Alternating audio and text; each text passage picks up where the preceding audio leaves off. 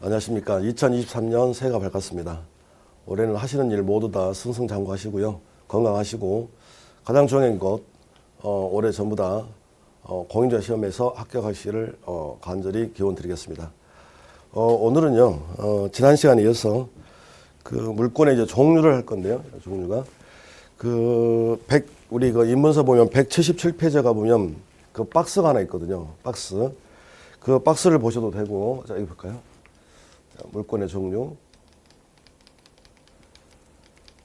자, 그 밑에 박스에다가 보면, 물건의 종류 그랬는데, 일단 8개라고 적어주시고요. 그 박스에 보면 8개. 그러니까, 현행 민법에서 인정하는 물건의 개수는 총 8개 밖에 없는 거예요. 개수를 알아야 됩니다. 총 8개 밖에 없다. 자, 이걸 나눠보면, 점유권이라는 게 있고, 이제 본권이 있는데요. 점유권과 본권의 이제 차이점을 설명할 텐데, 일단 본권의 개수가 7개라는 거. 그러면 점유권과 본권의 차이점은 뭐냐는 건데, 어떤 물건에 내가 본권을 가지고 있다는 말은 그 물건에 정당한 권리가 있다는 소리예요. 그런데 점유권을 가지고 있다는 그 말의 뜻은 본권이 있다 없다를 따지지 않고요.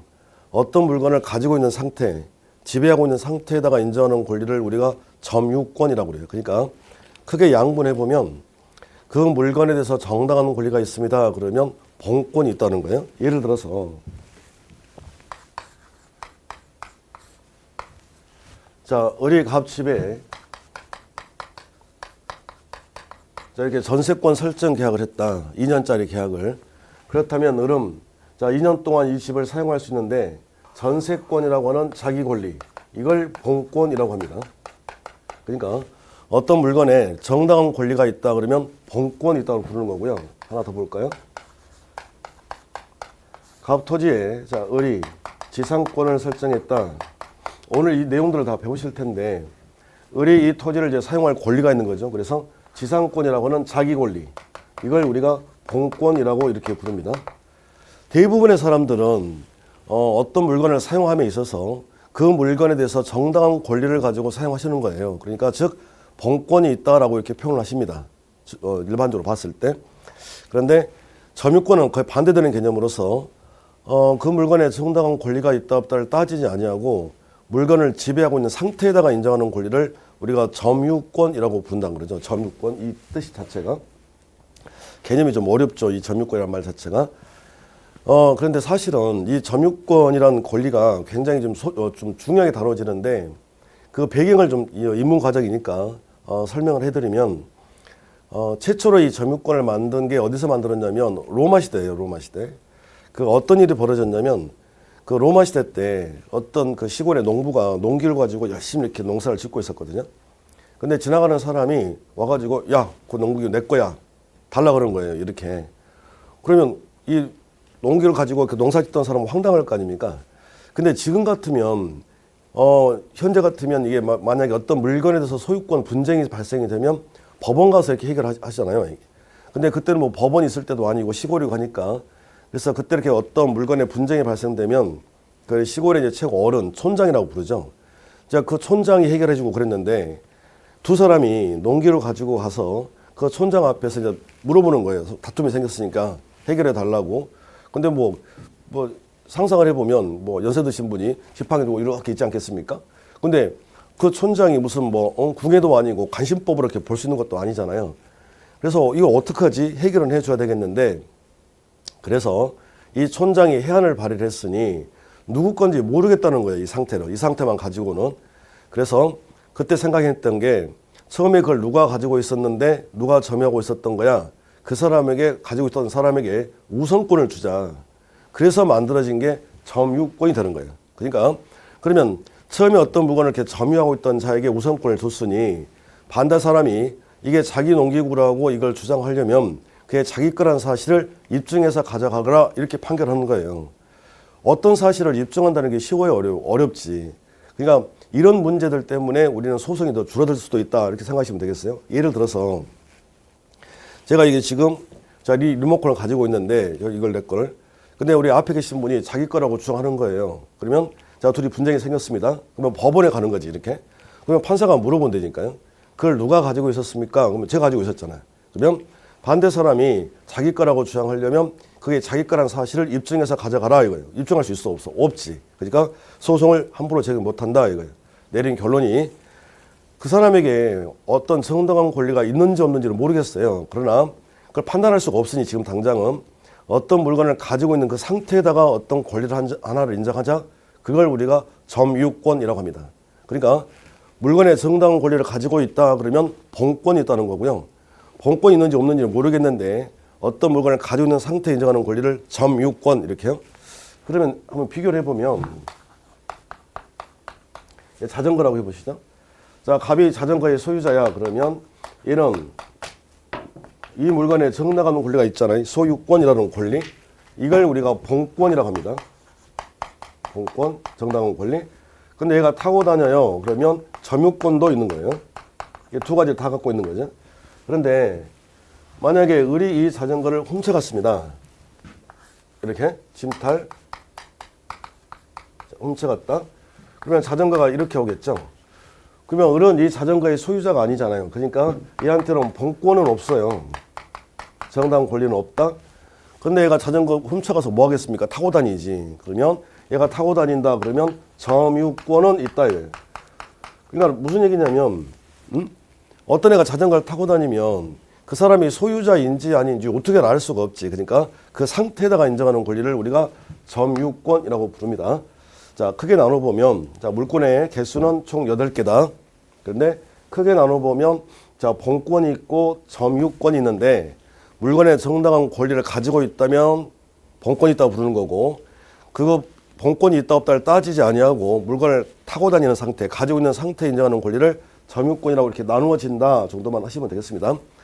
나중에 1월 달에 이제 본격적으로 기본 강의가 들어가면, 기본 강의가 들어가면 점유권에 대해서 자세하게 배우십니다. 그러니까 일단 이렇게 나눌 수 있다는 것만 하시면 될 것 같아요.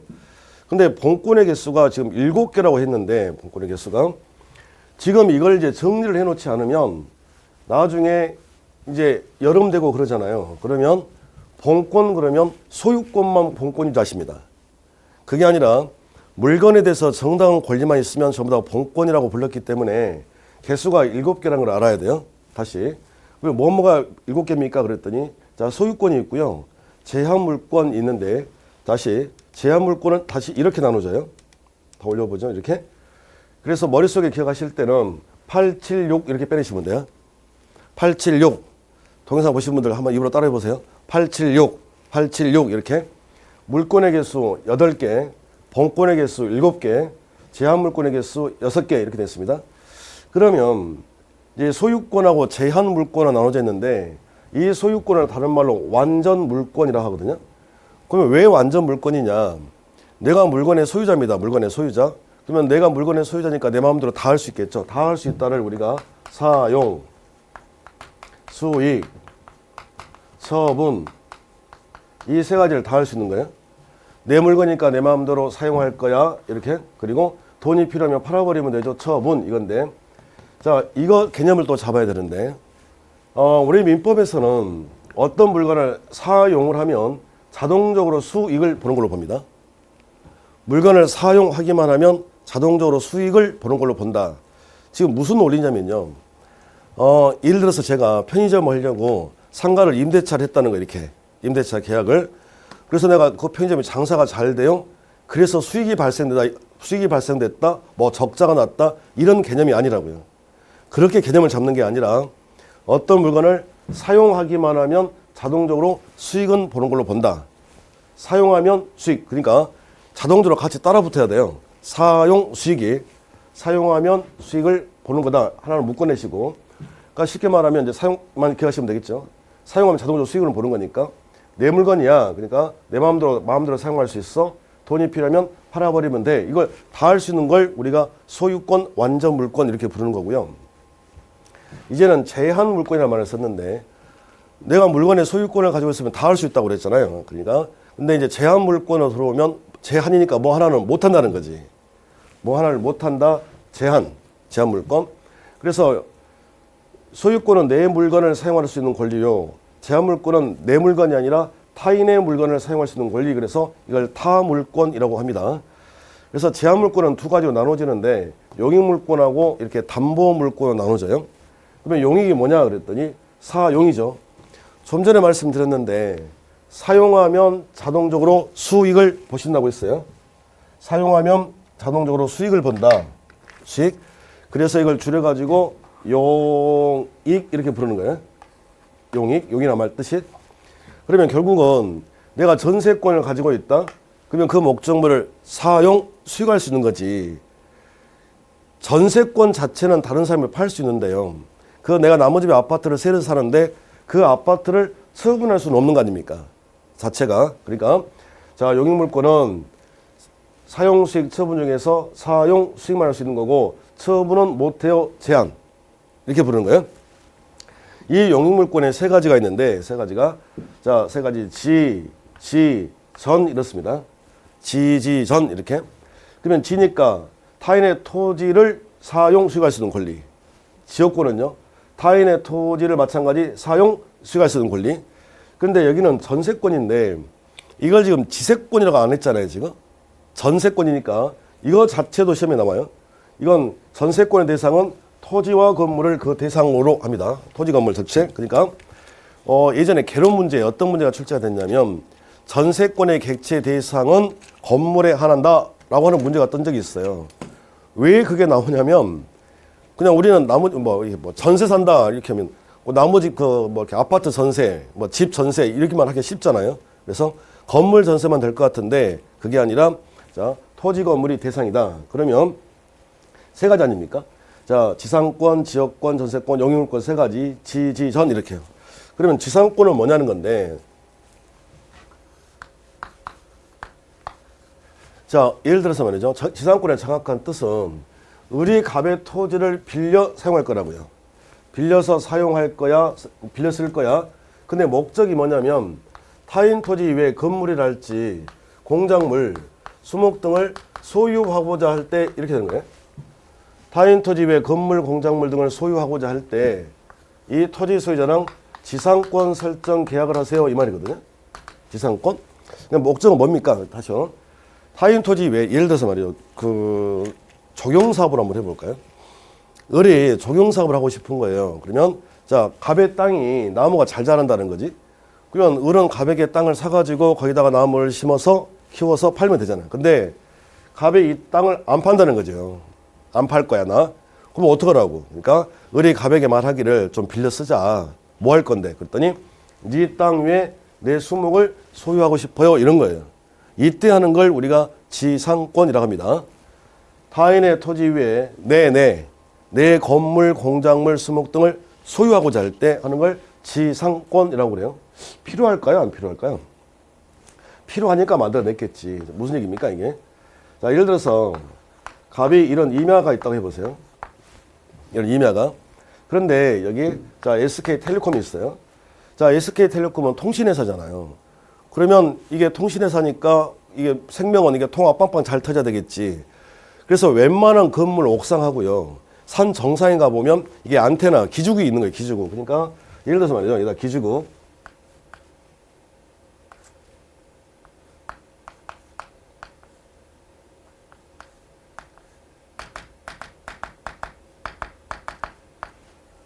기지국처럼 보입니까?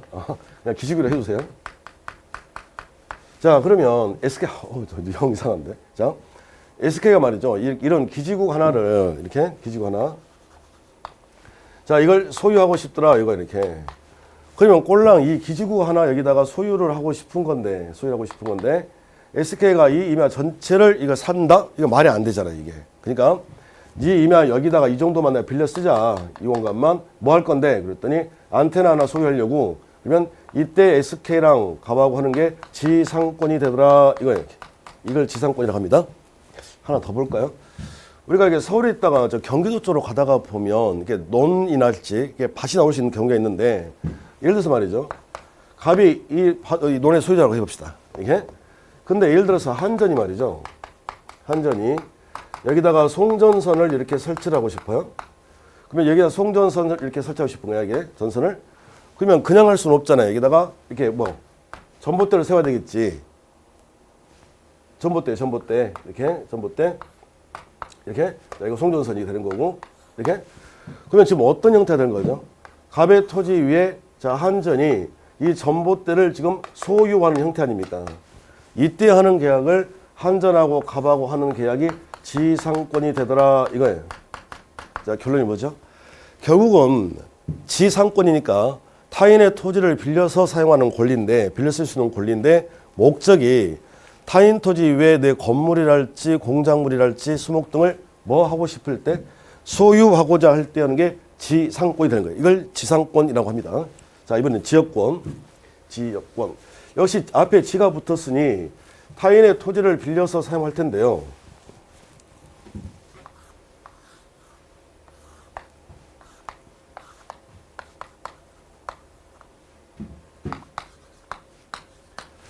자, 가압을 이렇게 됐습니다.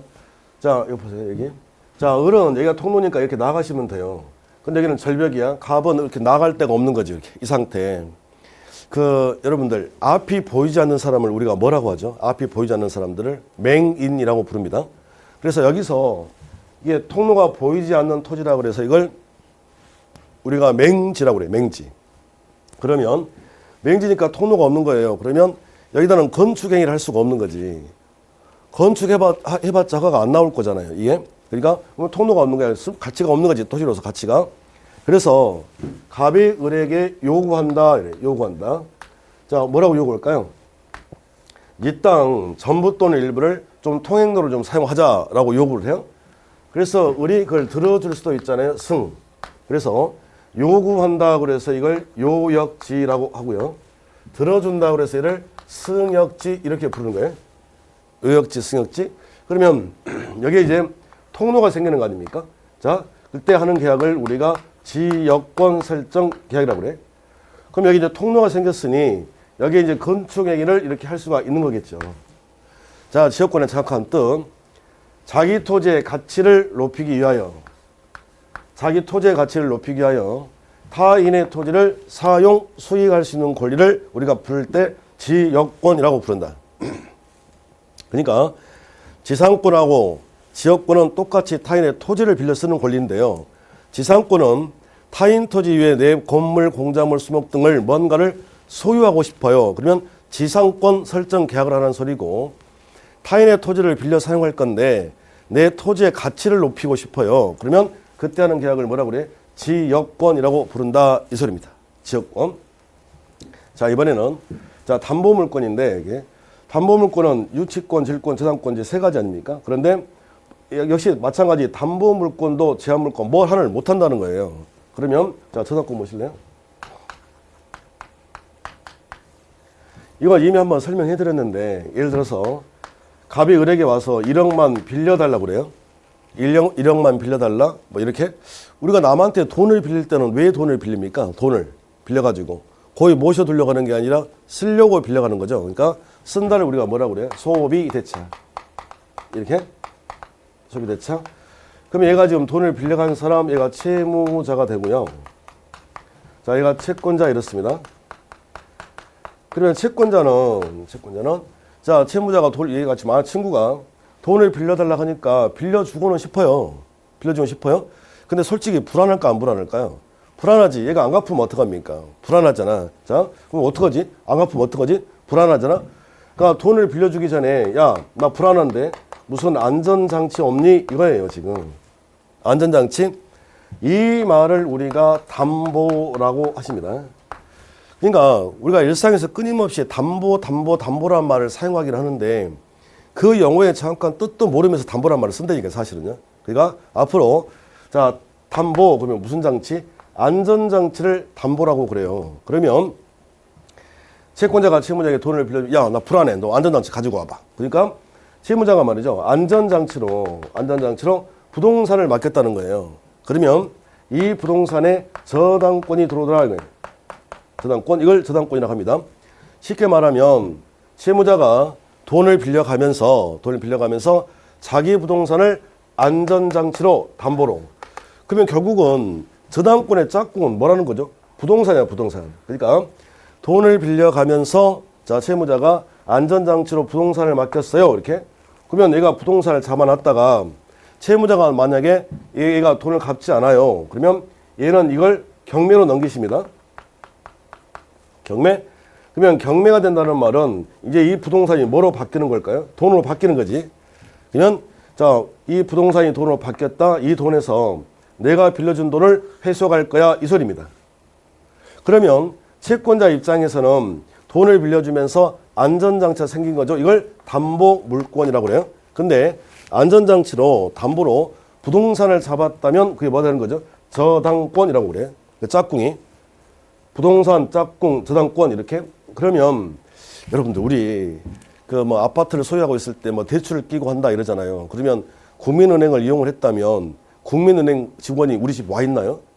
그건 아니잖아요. 그러니까 이 담보권자들은 그 물건 자체를 사용하지는 않아요. 그러니까 사용 수익하지는 아니하고 나중에 변제기에 돈을 갚아야 될 날짜에 변제를 하지 않으면 처분할 수 있다니까. 경매가 처분 아닙니까?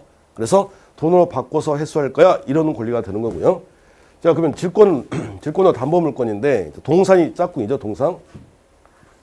자, 이게 무슨 말일까요? 예를 들어서 말이죠. 제가 뭐 급하게 한 10만 원 정도가 쓸 게 있어요. 근데 지갑을 안 가지고 온 거야. 근데 그 돈 10만 원 빌려고 내가 은행 갈 수는 없는 거 아닙니까? 그때 전당포를 가는 거지. 전당포 주인에게 자, 한 달만 쓸게요. 10만 원만 빌려주세요. 이렇게. 그러면 전당포 주인은 그냥 빌려줄 리가 없잖아. 불안하지. 안전장치. 너 안 갚으면 어떡할 건데. 그럴 때 안전장치로 다른 말로 바꿔보세요. 담보로 제가 차고 있는 팔찌를 맡겼다. 팔찌는 동산 아닙니까? 그래서 안전장치로 담보로 동산을 맡겼다면 이 팔찌에 동산의 질권이 설정된다. 이런 소리예요. 아하. 답이 나왔네요. 안전장치로 부동산을 맡겼다면 저당권이 되는 거고요. 안전장치로 담보로 동산을 맡겼다면 질권이라는 거예요. 이렇게. 마찬가지로 전당포 주인은 돈 받을 때까지 그냥 가지고 있으면 되는 거지. 그걸 제가 팔찌를 맡겼다고 해서 그 팔찌를 자기가 차고 다닐 수는 없는 거 아닙니까? 사용할 수는 없다 이거예요. 다시.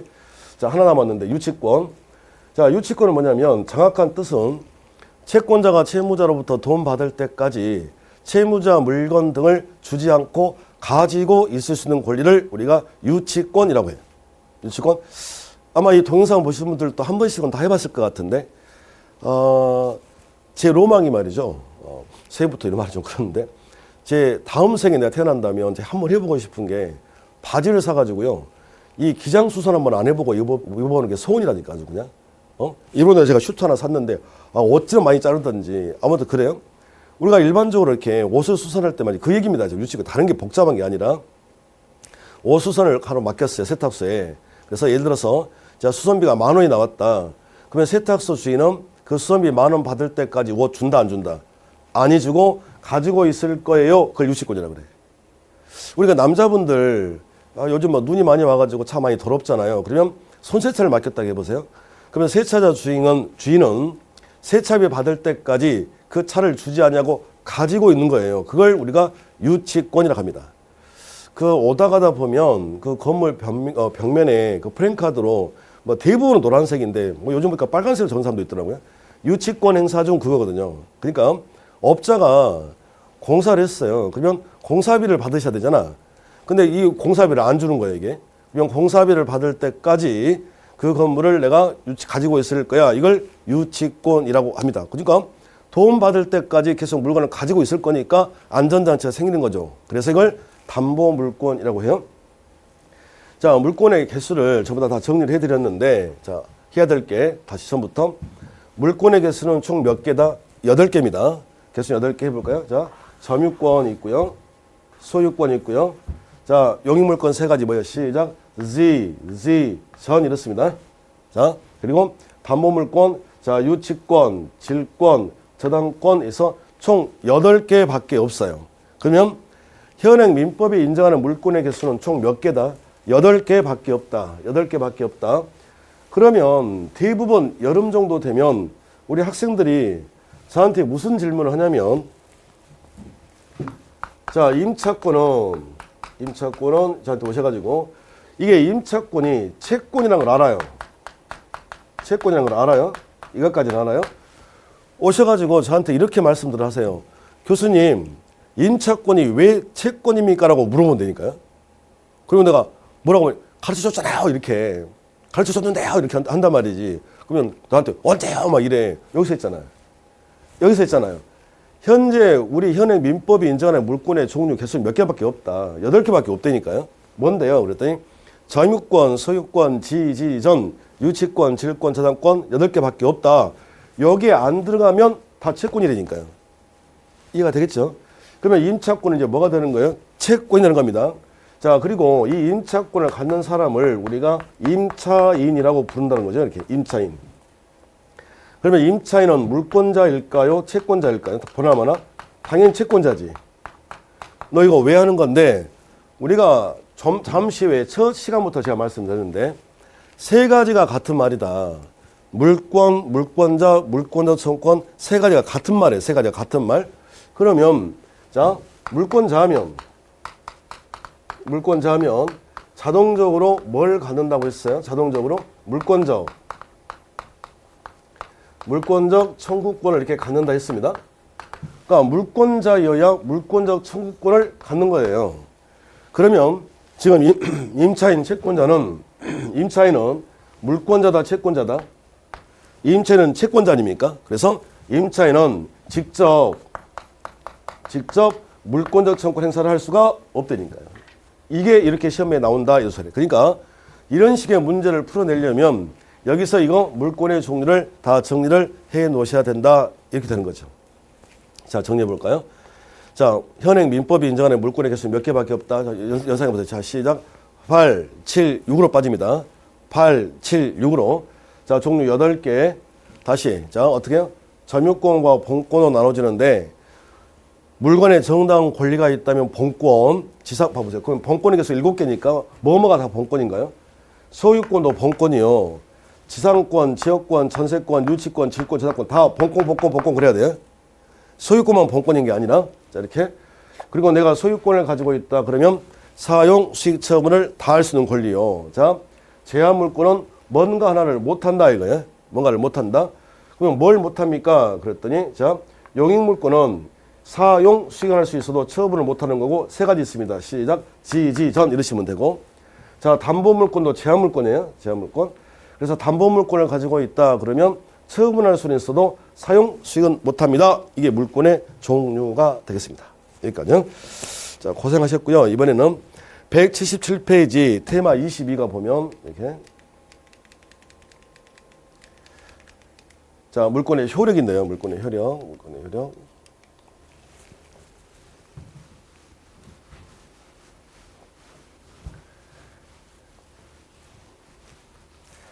자, 여기를 좀 풀어드리면 이렇게 되는 겁니다. 자, 앞으로 적어놨는데, 효력이라는 말이 보이면 하나 적어놓으실래요? 권리라고 하시면 돼요. 권리. 효력이라는 말이 보이면 권리. 그러니까, 여기서 이걸 하나 정리하면 굉장히 편해집니다. 강론에 가면 이제 구체로 나올 텐데, 지상권부터 해볼까요? 방금 배웠으니까. 그러면 지상권의 의, 지상권의 성립, 지상권의 효력, 이게 시험 문제거든요. 그러면 효력이라는 말이 보이면 뭐가 되는, 뭘로 바꿔야 돼요? 권리. 그러니까, 지상권자가 갖는 권리 이 소리예요. 지역권은요. 지역권 효력 그러면 지역권자가 갖는 권리, 전세권 효력, 전세권자가 갖는 권리 이렇게 되겠죠. 저당권 효력, 저당권자가 갖는 권리, 유치권의 효력, 유치권자가 갖는 권리 이렇게 해주시면 돼요. 그러면 결국은 효력이라는 말은 제가 권리라고 바꾸라고 그랬으니까 자 권리는 누가 누릴까 이건 보나마나 물권자가 누리겠지. 사람이. 아하 그러니까 물권의 효력이라고 하는 말의 뜻은 물권자가 있을 텐데 물권자 몇 명 있습니까? 방금 했는데 물권의 개수 몇 개? 8개. 그 8명 그 사람들 전부 다 물권자라고 한다니까요. 기억이 안 나? 갑자기요? 점유권, 소유권, 지전, 유치권, 질권, 저당권 그 자들에게 어떤 권리가 있습니까? 이걸 물권의 효력이라고 그래요. 물권의 효력. 그러니까 물권자에게는 여러 가지 권리가 있습니다. 여러 가지 권리가 있는데 그 권리 중에서 직접 우리 시험에 출제가 되는 건 일단 2개라는 거지. 이 앞부분에서 낼 수 있는 건 이렇게요. 그래서 뭐가 있는데요? 그랬더니 첫 번째가 자 우선적 효력이라는 게 있어요. 우선적 효력. 그러니까 앞으로 이 우선적 효력이라고 하는 말이 보이면 무조건 경매가 됐습니다. 이래야 돼요. 약속을 해요. 나중에 그 봄이 되면 민사특별법을 할 텐데 민사특별법 하면 또 나옵니다. 이게 주임법하고 상임법에서. 그러니까 우선적 효력이라는 말이 떴다. 우선적 효력이 나왔다. 그럼 무조건 경매가 됐습니다. 이래야 돼요. 그러니까 쉽게 말하면 경매가 진행되지 않으면 이 말 자체가 의미가 없는 거예요. 그러니까 경매가 됐을 때 누가 먼저 돈 받아갑니까? 그 순서예요. 우선적 효력 말이. 자, 다시.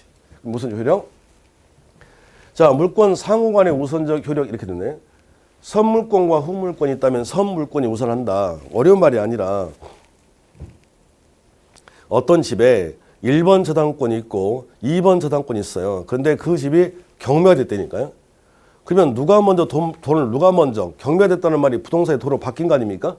그 돈에서 누가 먼저 돈을 받아갑니까? 이걸 우선적 효력이라고 그래요. 그러면 1번과 2번이 있다면 누가 먼저 받아가야 되죠? 1번. 그러니까 선물권이 후물권보다 우선한다 이 소리예요.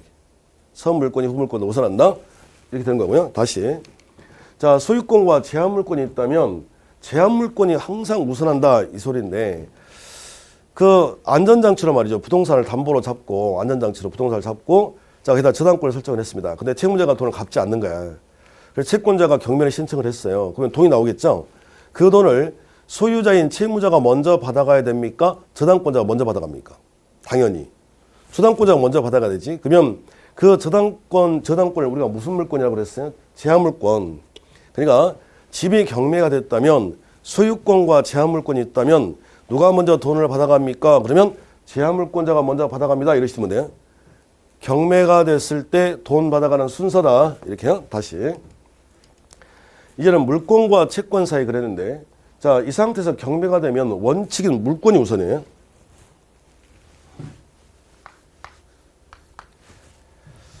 자, 잠깐만요.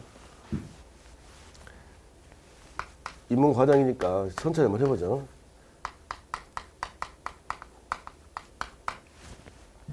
갑집에 자 갑과 을 사이에서 임대차를 했습니다. 그러면 얘가 갖는 권리는 임차권이에요. 임차권. 그러면 임차권은 물권입니까? 채권입니까? 이건 채권이지. 우리가 지난 시간에 배웠는데 자 채권의 성질을 일단 해보시고요. 다시. 그런데 이 상태에서 갑하고 을하고 매매가 이루어져요.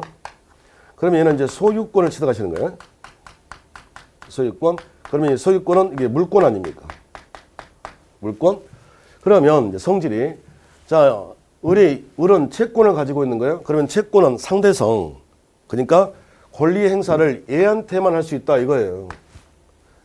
내가 누군가의 돈을 100만 원을 빌려줬다 그러면 그 빌려간 채무자에게만 돈 주세요 이렇게 할 수 있는 거지.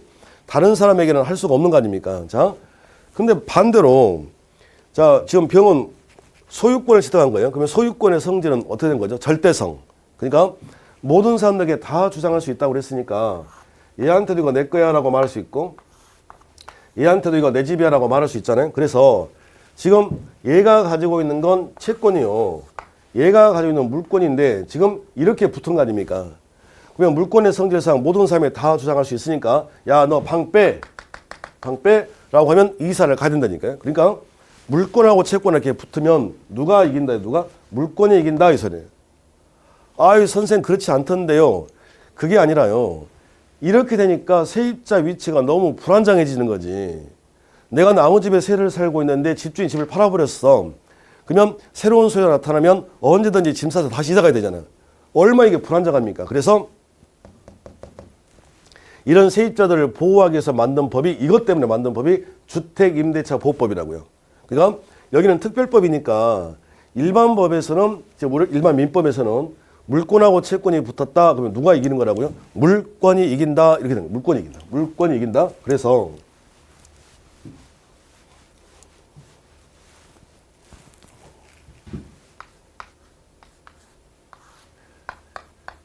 자 여기 저당권이 있고요. 여기 임차권이 있고 여기 지금 다시 저당권이 있어요. 이렇게. 자, 하나 예를 들어보면 갑이 소유자인데 자, 예를 들어서 이 집이 4억이에요. 4억. 근데 A가 1억을 빌려줬다. 자, 보증금 얘도 1억이다. 자, 저당 빌려준 건 1억 이렇게 돼 있어요. 뭐 이런 상황 가능하겠죠, 이게? 근데 지금 상태에서는 아무런 문제가 안 됩니다. 뭐 우선적 효력이 뭐가 없다니까, 이 상태에서는. 자, 근데 만약에 이 집이 반토막이 나와버렸어. 2억으로. 이 상태에서 경매가 됐다 이거예요.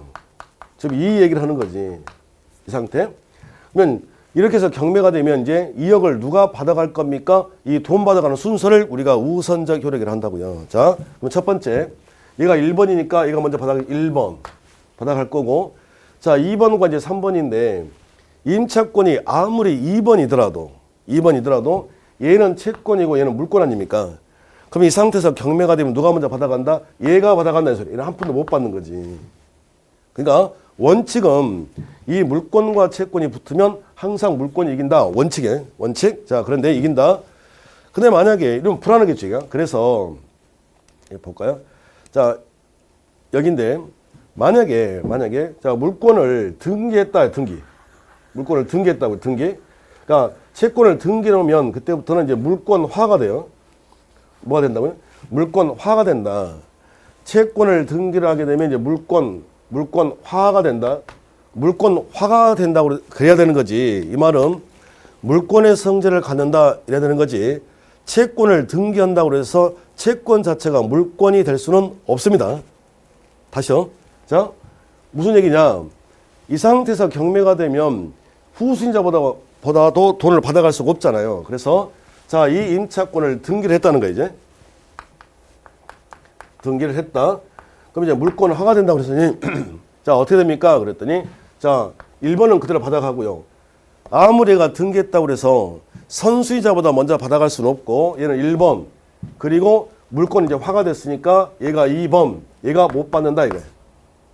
그럼 어떻게 되는 겁니까? 뭐가 됐을 때 경매가 됐을 때 돈 받아간 순서를 우선적 효력이라고 하는데, 자, 선물권이 있고 후물권이 있다 그러면 선물권이 우선이다. 다시 소유권과 제한물권이 있다면 제한물권이 우선이다. 이렇게 하나 하시고요. 자, 다시 물권과 채권이 붙었다. 원칙은 물권이 우선. 근데 만약에 채권을 등기하면 이제 물권화가 돼서 순서대로 돈 받아가요. 이거죠, 이제. 여기가. 자, 하나 남았는데 아예 채권이 물권보다 우선한 경우도 있어요. 언제냐면 이건 지금 설명해 드릴 수는 없고 나중에 이제 그 주택임대차 보호법을 배울 텐데 그 소액보증금이라고 있거든요. 보증금 일정에. 그러니까 뭐 서울시만 가지고 해보면 서울에서 보증금 1억 5천이야. 그럼 소액이죠. 근데 그 집이 경매가 돼버리면. 근데 순위도 말이죠. 한 3번이야. 소액인데. 그럼 어쩌라고요, 이 사람들. 돈 다 날리면 집을 어디다가 얻을 수가 없잖아요. 그래서 1억 5천만 원 중에서 5천만 원은 순서와 상관없이 제일 먼저 받아갈 수 있도록 해줄게. 이게 있어요. 그러면 채권이지만 물권보다 먼저 돈을 받아가는 경우도 있다. 이 소리 아닙니까? 그 정도만 일단 해놓으시면 나중에 민사특별법에서 다시 잡아드리도록 하겠습니다. 자, 그래서 지금 이번 시간에는 물권의 종류 8개 하고요. 그리고 물권의 효력에서 물권자가 갖는 권리가 있는데 거기서 우선적 효력까지 했습니다. 그리고 178페이지 가보면 178페이지 이제 물권적 청구란 말이 나오는데 여기가 물권법 들어가기 전까지는 가장 중요하고 사실은 어렵기도 합니다. 자, 물권적 청구부터 10분 쉬었다 하겠습니다.